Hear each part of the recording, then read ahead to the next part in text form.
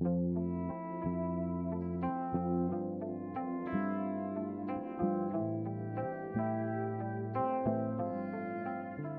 à tous, merci d'être venus. Merci aussi aux Journées médicales calédoniennes pour l'invitation. Donc, ce qu'on vous propose aujourd'hui avec Sandrine Camusot, c'est une présentation sur la démarche initiée en Nouvelle-Calédonie sur les 1000 premiers jours de vie.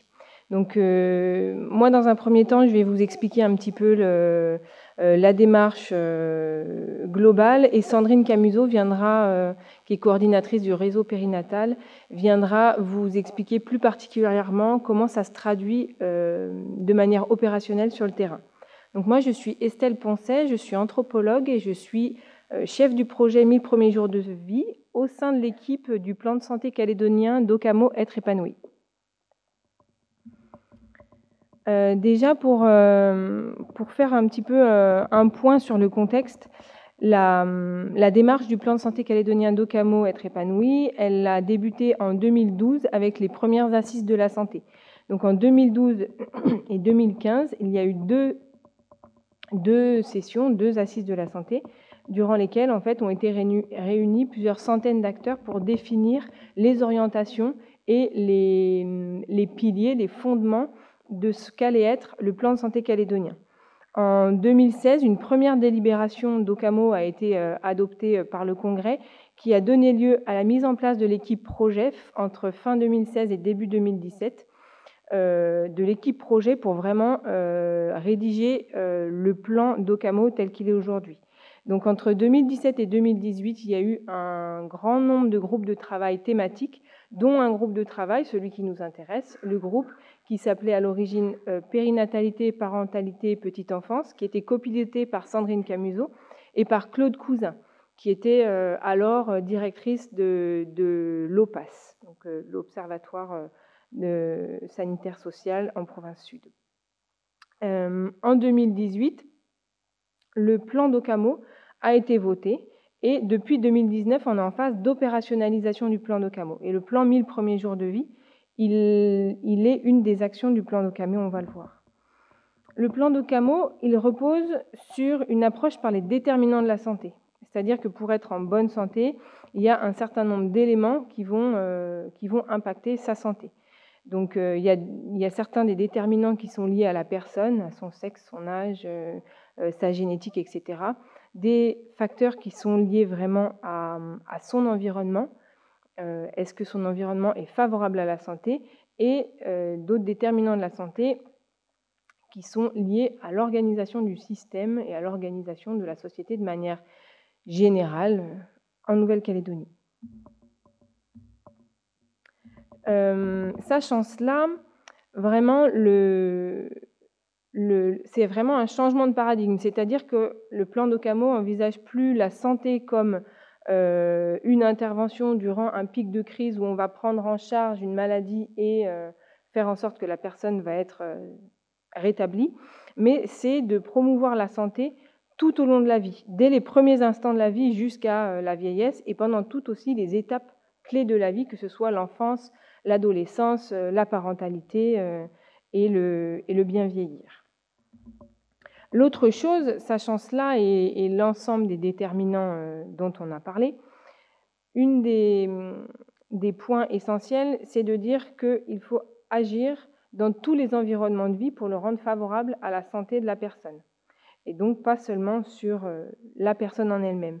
Donc là où l'on joue, là où l'on aime, là où l'on travaille, et là où l'on apprend. Et donc c'est travailler sur tous ces environnements de vie et avec l'ensemble des acteurs qui sont dans ces environnements. Donc le plan d'Okamo, comprend 86 actions qui sont réparties dans 3 grandes parties. La première qui concerne le modèle économique, la seconde qui concerne la gouvernance du système de santé et la troisième qui concerne l'offre de santé. Dans l'offre de santé, il y a l'offre de prévention qui est renforcée et l'offre de soins. Il faut savoir, dans les déterminants de la santé que vous avez vu dans la diapo précédente, c'est que le soin, l'offre de soins, sa qualité, etc., représente 20% des déterminants de la santé. C'est-à-dire qu'avoir une offre de soins de qualité va permettre à une personne d'être en bonne santé, de se rétablir, etc. Mais 80% des autres déterminants dépendent de tous les autres facteurs.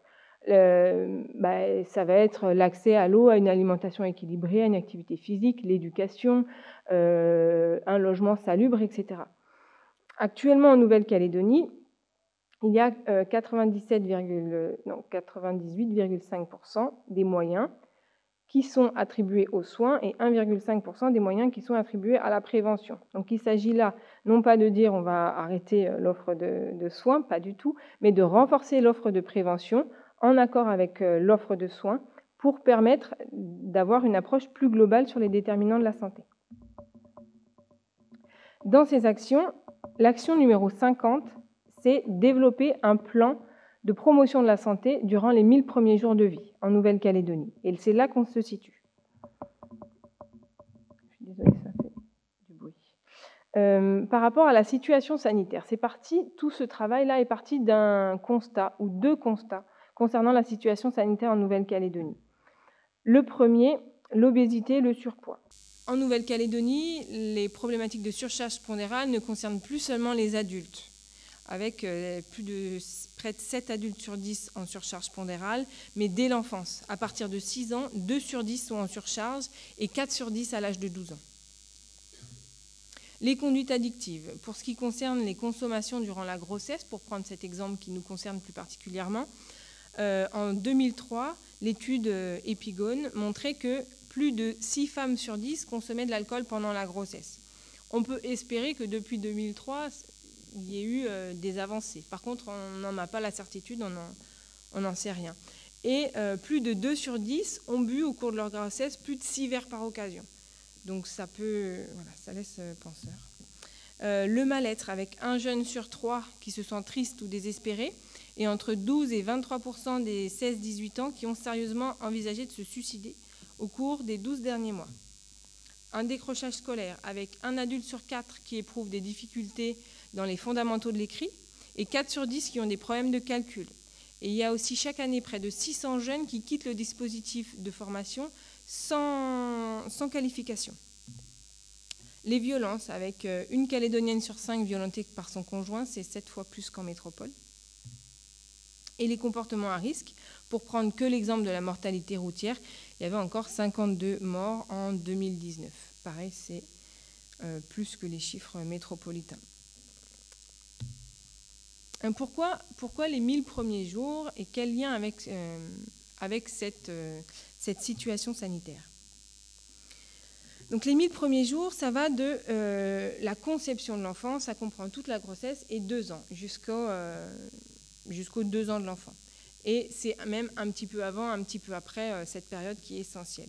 Cette période, elle est cruciale puisque c'est un moment qui représente une énorme croissance, la plus rapide, la plus fulgurante de la vie, et durant laquelle l'ensemble des facteurs environnementaux vont induire des résistances ou des vulnérabilités aux maladies non transmissibles, maladies chroniques notamment. Pourquoi? En fait, c'est parti d'une étude dans les années 80, étude du docteur Barker, qui était épidémiologiste, qui a prouvé, en analysant plus de 5000 dossiers de patients, qu'il y avait plus de liens entre le risque d'infarctus à l'âge adulte et le poids de naissance qu'avec n'importe quel autre facteur comportemental à l'âge adulte. Consommation de tabac, d'alcool, alimentation, activité physique, etc. Et suite à ça, ça a donné lieu à des centaines, même plus, de recherches sur la question et sur l'origine développementale de la santé et des maladies. Et ça a donné lieu à l'émergence d'une société de recherche internationale sur cette thématique. Et ils ont pu mettre en avant toute l'importance de l'épigénétique et donc de comment l'environnement, durant cette phase clé, va induire en fait la lecture de la génétique et va faire s'exprimer des facteurs de résistance ou des facteurs de vulnérabilité aux maladies non transmissibles. C'est l'OMS qui a mis en avant ce concept des 1000 premiers jours pour sommer d'agir avant les 2 ans pour prévenir les maladies non transmissibles. Donc là, vous voyez une courbe qui montre en fait très simplement que plus l'intervention est précoce, plus ça va permettre d'infléchir le risque de maladies chroniques. Partant de ça, le travail autour des 1000 premiers jours de vie a été déjà de réaliser une dizaine d'ateliers de travail collectifs avec 41 acteurs et aujourd'hui plus parce que les chiffres ne sont pas mis à jour depuis l'année dernière, et 24 séances de travail, tout ça c'était entre 2017 et 2018, pour en fait réaliser un diagnostic partagé pour la promotion de la santé durant les 1000 premiers jours de vie, qui a mis en lumière, en termes de force, qu'il y avait de nombreuses initiatives à travers les territoires, vraiment sur cette période clé, qu'il y avait des professionnels qui étaient très investis, très motivés sur cette thématique, qu'il existait des dispositifs de prise en charge des vulnérabilités, donc ça c'était vraiment une force sur laquelle on pouvait s'appuyer, notamment avec le réseau périnatal, mais pas que. Mais les limites étaient que les pratiques n'étaient pas harmonisées. Il y a eu vraiment un besoin qui a été exprimé par les professionnels de pouvoir avoir des outils partagés et pour avoir une prise en charge qui soit harmonisée. Harmonisée, ça ne veut pas dire avoir la même prise en charge et le même accompagnement partout en Nouvelle-Calédonie, puisqu'il répond à des besoins qui sont différents, mais d'avoir en tout cas un socle commun. Une répartition inéquitable de l'offre de santé, un besoin de coordination au niveau pays et peu de personnel aux compétences vraiment spécifiques. 3 thématiques ont été identifiées comme prioritaires en Nouvelle-Calédonie: l'alimentation et l'allaitement, les substances toxiques et psychoactives et la sécurité affective et le lien parent-enfant. Pourquoi ces 3 thématiques ? Parce que ce sont les 3 racines durant les 1000 premiers jours à toute la situation sanitaire que vous avez vu quelques diapos auparavant. Donc bien sûr, ces 3 thématiques, ça inclut déjà un large champ, auquel il faudrait rajouter évidemment l'hygiène, mais qui est assez transversal. Donc le plan 1000 premiers jours de vie, il est constitué aujourd'hui de 2 axes stratégiques et d'un certain nombre de résultats recherchés, objectifs opérationnels, et ça comprend en tout 70 actions.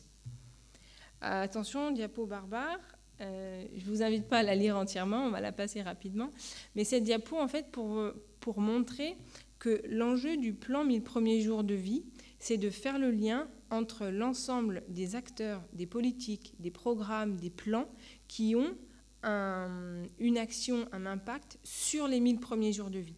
Et que on ne se situe pas seulement dans la santé avec les acteurs de la santé. Il convient d'avoir les acteurs des violences, de la protection de l'enfance, de l'éducation, de la petite enfance, du handicap, de la famille, de la parentalité, pour permettre d'agir sur l'ensemble des déterminants durant les 1000 premiers jours de vie.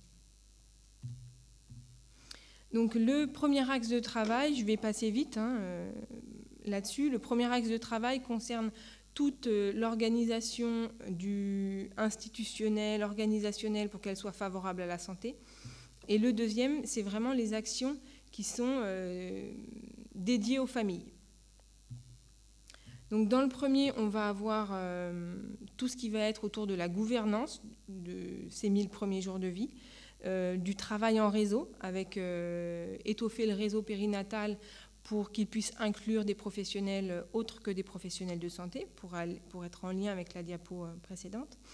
L'apport de connaissances, donc avec des études et avec un suivi d'indicateurs plus réguliers pour avoir une meilleure image de la santé des bébés et des pratiques de santé durant les 1000 premiers jours. Pour vous donner une information par rapport à ça, on n'a aucune information au niveau de la Nouvelle-Calédonie sur le taux d'initiation à l'allaitement maternel ou sur la durée moyenne de l'allaitement maternel. Donc ça, c'est vraiment une lacune parce que développer des efforts, pouvoir suivre, évoluer la politique qu'on met en œuvre et adapter nos actions, c'est impossible. On ne sait pas d'où on part et finalement, on ne sait pas vraiment ce qu'on va changer les choses. Alors bien sûr, il y a les constats des professionnels de santé, etc., mais ce n'est pas suffisant. Donc c'est vraiment de pouvoir étoffer ça. d'évaluer les politiques publiques et de permettre l'évolution des pratiques professionnelles avec un plan de formation vraiment multithématique et pluriannuel. J'ai 15. Ok. Le deuxième point, c'est favoriser la santé donc, auprès des familles, avec des actions auprès des jeunes, donc les futurs parents, avec un meilleur soutien et un meilleur suivi durant cette période, avec une approche vraiment particulière pour soutenir et pour accompagner les situations de vulnérabilité, Sandrine en parlera, et enfin tout ce qui va être action sur les environnements de vie, donc de manière plus indirecte. Voilà. Concrètement, et je m'arrêterai là, concrètement, dans le temps, le plan sera voté mi-novembre par les élus. Ensuite, on organise actuellement des actions autour de l'allaitement maternel en lien avec la Semaine mondiale de l'allaitement maternel. Donc 8 interventions auprès des professionnels de santé, des acteurs communautaires, des professionnels de la petite enfance et des entreprises à Nouméa, Koné et Lifou. Et il y aura la soirée de clôture qui sera le jeudi 15 octobre à l'auditorium de la Province Sud à 19h30 si vous voulez venir. Des formations et des sensibilisations donc, qui sont organisées par l'IFAP et aussi par le réseau périnatal. Une expérimentation du parcours diabète et obésité gestationnelle. Donc ça, c'est piloté par l'Agence sanitaire et sociale.